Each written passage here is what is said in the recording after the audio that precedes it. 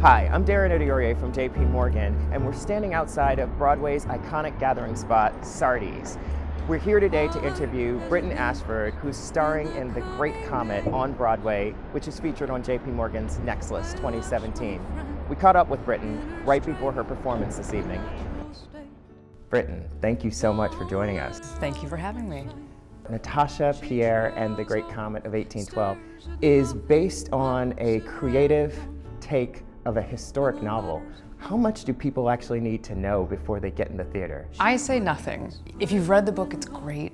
But this, I feel that it's its own thing. It sort of stands alone. You don't need to have that knowledge going in. And your character, Sonia, tell us how she fits into this complicated Russian novel. Sonia is Natasha's cousin and closest friend. Ultimately, she is a positive driving force in the storyline. She's so fiercely devoted to her friend and cousin that she's willing to do anything to save her and protect her. The show is one of the most immersive shows ever on Broadway.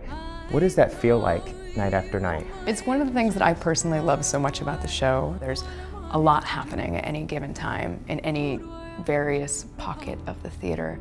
So in that sense, it's really magic. And depending on where you're watching the show from, you're going to get a slightly different experience based on what you're able to see. In the second act, many members of the audience get love letters from the cast. They're decorative and they're creative. Who writes these? It's another thing I love about doing the show is that each ensemble member and many of the principal members also hand out these love letters. I know I handed you one once, so it would say like, "Hello, beautiful human," and it had cats and stars and hearts. You know, like to me that strikes me as Sonia. What is it like to be a featured actress in a show that the New York Times has proclaimed as the most innovative and the best musical to open on Broadway since Hamilton?